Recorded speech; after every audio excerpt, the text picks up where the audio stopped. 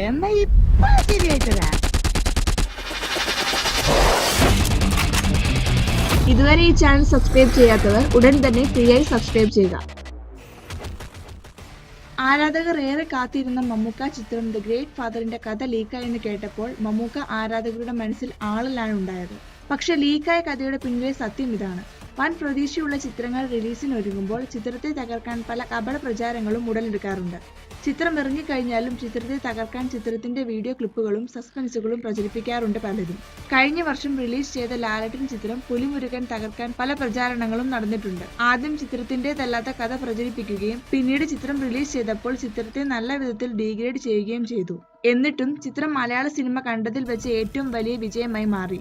Great ഫാദറിന്റേതെന്ന് പറഞ്ഞ് social മീഡിയയിൽ പ്രചരിക്കുന്ന കഥ ഇപ്രകാരമാണ്. ഈ ചിത്രത്തിൽ മമ്മൂക്ക ചെയ്യുന്ന കഥാപാത്രത്തിന്റെ പേര് ഡേവിഡ് നൈനാൻ എന്നാണ്. മുംബൈ അണ്ടർവേൾഡിന്റെ പേടി സ്വപ്നമായിരുന്ന ഇയാൾ പിന്നീട് കൊച്ചിയിൽ സെറ്റിൽ ആവുകയും ഒരു ഹൈ പ്രൊഫൈൽ ബിൽഡർ ആവുകയും ചെയ്യുന്നു. കേരളത്തിൽ വെച്ച് ഡേവിഡ് സ്നേഹയെ കല്യാണം കഴിക്കുന്നു. അവർക്ക് ജനിക്കുന്ന കുട്ടിയാണ് സാറ ഡേവിഡ്. ഡേവിഡിന്റെ കൂട്ടുകാരനിൽ നിന്ന് അച്ഛനെ കുറിച്ചുള്ള പഴയ കഥ സാറ കേൾക്കാൻ ഇടയാകുന്നു. സാറയ്ക്ക് അച്ഛനോട് ആരാധന തോന്നുന്നു. പിന്നെ ഒരു നാൾ സാറയെ കാണാതാകുന്നു. ഈ മിസ്സിംഗ് ഇൻവെസ്റ്റിഗേറ്റ് ചെയ്യുന്ന ആളായി ആര്യയുടെ കഥാപാത്രം ആൻഡ്രൂ സീപ്പൻ എത്തുന്നു.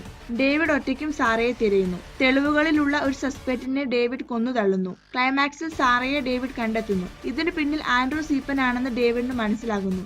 ഡേവിഡ് മുംബൈയിൽ വെച്ച് കൊന്ന ആന്റണി ഈപ്പന്റെ സഹോദരൻ. പിന്നെ ക്ലൈമാക്സിൽ എല്ലായ്പ്പോഴും പോലെ വില്ലനെ നായകൻ കൊല്ലുന്നു.